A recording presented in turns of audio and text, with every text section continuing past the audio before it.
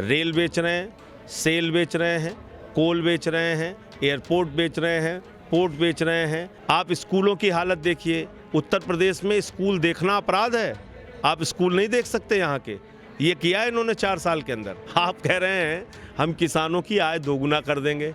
कैसे कर दोगे भाई? मंत्र पढ़ के कर दोगे? केंद्र सरकार द्वारा लाए गए 3 कृषि कानूनों के विरोध में जहां पूरा विपक्ष खड़ा हो चुका है, उसी को लेकर जगह जगह किसान पंचायतें विपक्ष की पार्टियों द्वारा की जा रही हैं। उसी कड़ी में आज संजय सिंह, आम आदमी पार्टी के राज्यसभा सांसद, अलीगढ़ में आए हुए हैं। उनसे बात करते हैं और जानते हैं कि 3 कृषि कानूनों के विरोध में जो लगातार उनकी पार्टी विरोध कर रही है, उस पर क्या कहना है उनका, कैसे देखते हैं वो आगे इस कानून को लेकर। देखिए, मुझे लगता है कि ये जो कानून है इसमें 2-3 बहुत खतरनाक बातें हैं। कॉन्ट्रैक्ट फार्मिंग के जरिए हिंदुस्तान के किसानों की ज़मीन को पूंजीपतियों के हवाले करने की योजना है, जो बहुत खतरनाक योजना है। असीमित भंडारण की छूट देके जमाखोरी, कालाबाजारी और महंगाई को बढ़ावा देने की योजना है।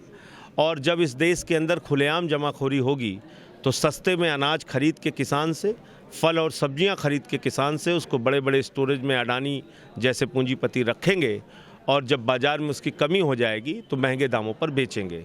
तो महंगाई को और कालाबाजारी को मोदी जी ने लीगलाइज कर दिया है।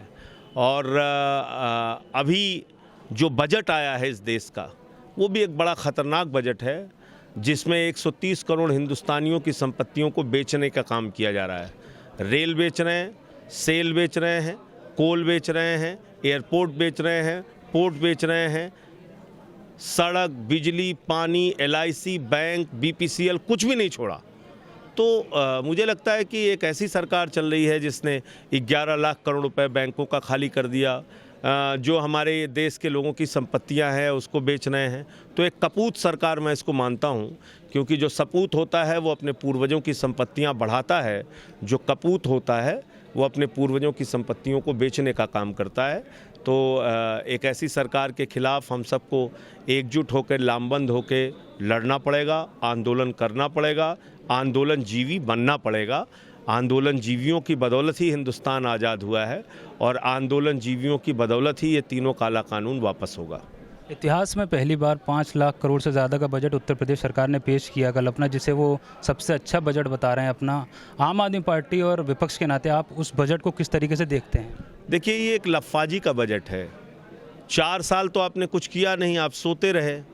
कोई नए उद्योग आपने नहीं लगाए, कोई आपने सरकारी नौकरी नौजवानों को दी नहीं, रोजगार आपने पैदा किए नहीं, रोजगार दिए नहीं। अगर आप भ्रष्टाचार की बात करें, कोरोना का श्रेय ले रही है सरकार। मुझे तो हंसी आती है।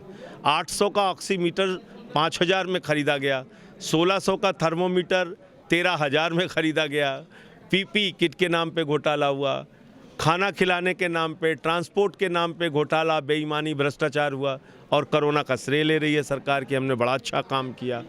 अभी आप स्कूलों की हालत देखिए, उत्तर प्रदेश में स्कूल देखना अपराध है। आप स्कूल नहीं देख सकते यहाँ के। ये किया है इन्होंने 4 साल के अंदर, और उसके पहले की सरकारों ने ना स्कूल बनवाए, ना अस्पताल बनवाए। क्या हो रहा है? मिड डे मील का पैसा खा लेते हैं, बच्चों के जूते मोजे का पैसा खा लेते हैं, उनके स्वेटर बस्ते का पैसा खा लेते हैं।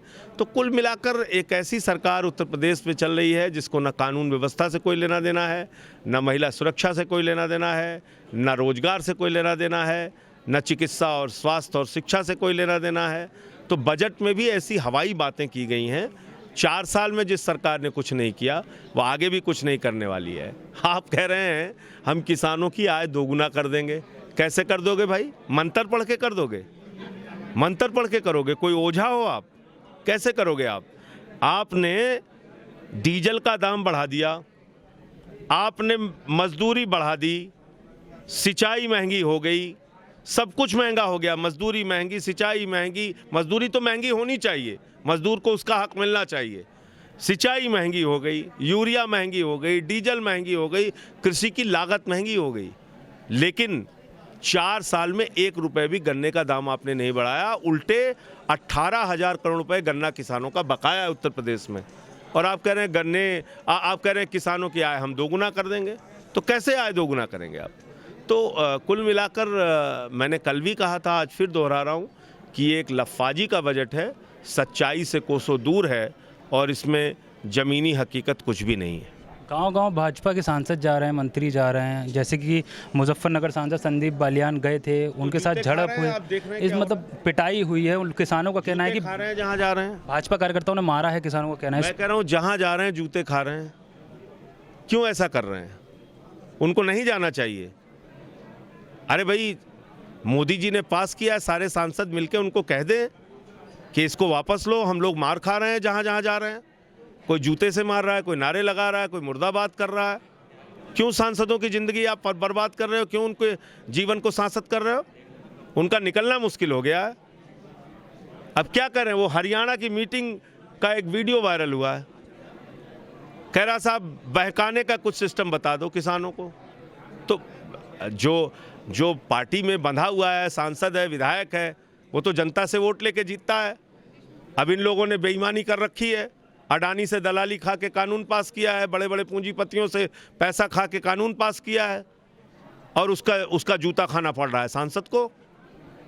तो इसलिए मुझे तो लगता है सारे सांसदों को इकट्ठा होकर कहना चाहिए मोदी जी को कि भैया तुम्हारी वजह से हम बहुत जूते खा चुके हैं, आगे नहीं खाएंगे, कानून वापस लो। जिस प्रकार से किसान आंदोलन हो रहा है उसको देखते हुए लगता है कि राष्ट्रीय लोकदल पश्चिमी उत्तर प्रदेश में और प्रियंका गांधी जिस हिसाब से दौरे कर रही हैं, आपको नहीं लगता कि ये दोनों पार्टियां इस मुद्दे को लेकर मजबूत हो रही हैं? मुझे लगता है कि सारी पार्टियों को इस पे आंदोलन करना चाहिए, सभाएं करनी चाहिए, पंचायतें करनी चाहिए, जागरूकता करनी चाहिए, निश्चित रूप से करना चाहिए। और हम सब एक एक हिंदुस्तानी का ये धर्म बनता है कि आज ये काला कानून जो पास हुआ है इसको वापस कराने के लिए किसान का साथ दें। क्या साथ में रहेंगे 2022 के चुनाव में? अभी कुछ ऐसी रणनीति बनी है कि सभी विपक्षी पार्टियों को लेकर आगे बढ़ा जाए? मुझे लगता है कि इस किसान के मुद्दे पर चुनाव का खेल नहीं खेलना चाहिए। किसानों के मुद्दे पे ईमानदारी से सभी पार्टियों को साथ देना चाहिए किसानों का, और चुनाव में क्या होगा उस समय देखा जाएगा। दिशा रवि को आज जमानत मिल गई, आपको पता है टूल किट मामले में, इस पर क्या कहना है आपको? जिस तरीके से आरोप, मामला था ही नहीं, वो तो कुछ मामला था नहीं। ये तो सरकार जो है लोगों का ध्यान बटाने के लिए ऐसी फर्जी बातें लेके आती हैं। अब बागपत के किसान आंदोलन कर रहे हो, शामली के किसान आंदोलन कर रहे हैं, बरनाला के किसान, पटियाला के किसान आंदोलन कर रहे हैं। आप कह रहे हैं ग्रेटा थनबर्ग ने उसको उकसा दिया। ये कोई बात मानेगा क्या? ऐसी बेवकूफ़ी की बातें। तो ये भाजपाई झूठ बोलने और फैलाने में बड़े माहिर हैं। 3 घंटे में गणेश जी को दूध पिला दिया था इन लोगों ने पूरी दुनिया में। तो झूठे लोग हैं, इनके चक्कर में पढ़ने के बजाय किसानों का साथ देना चाहिए। देश में कानून व्यवस्था की बात होती है और आज नोएडा जैसे शहर में स्विगी के जो लड़का लेके जा रहा था खाना, उससे खाना छीन लिया गया, जिसमें आबादी पार्टी भी कूद गई ट्विटर वॉर पर। इस पर क्या कहना है? देखिए, कल एक बागपत का वीडियो आया था। मोदी जी कहते हैं पकौड़ा लगा लो, चाट लगा लो। अब बेचारा चाट के दुकान पे ग्राहक को एक ग्राहक को एक खींच रहा है, दूसरे ग्राहक को दूसरा खींच रहा है। मार हो गई, सर का एक दूसरे का सर फोड़ दिया। आप देखिए, बेरोजगारी का ये आलम है। इस बात को समझिए, दर्द होता है। वो तो कहते हैं ना 10 लाख का सूट पहन के घूम रहे हैं हवाई जहाज में, ज्ञान दे रहे हैं। चाट लगा लो, ठेला लगा लो, समोसा लगा लो, पकौड़ा लगा लो। क्या हो रहा है देखिए आप, चाट की दुकान पर ग्राहक को पकड़ने के लिए खून खराबा हो जा रहा है। ये है बेरोजगारी का आलम हिंदुस्तान में, इसको हमें समझना चाहिए। बहुत बहुत शुक्रिया। ये थे हमारे साथ संजय सिंह जी, आम आदमी पार्टी के राज्यसभा सांसद, जो नरेंद्र मोदी सरकार पर खुलकर भड़के हैं। उनका कहना है साफ तौर पर कि ये न किसानों के साथ हैं, न गरीबों के साथ हैं। इन मुद्दे पर सभी विपक्षी पार्टियों को एक साथ आना चाहिए। अकरम खान, अलीगढ़, यूपी तक।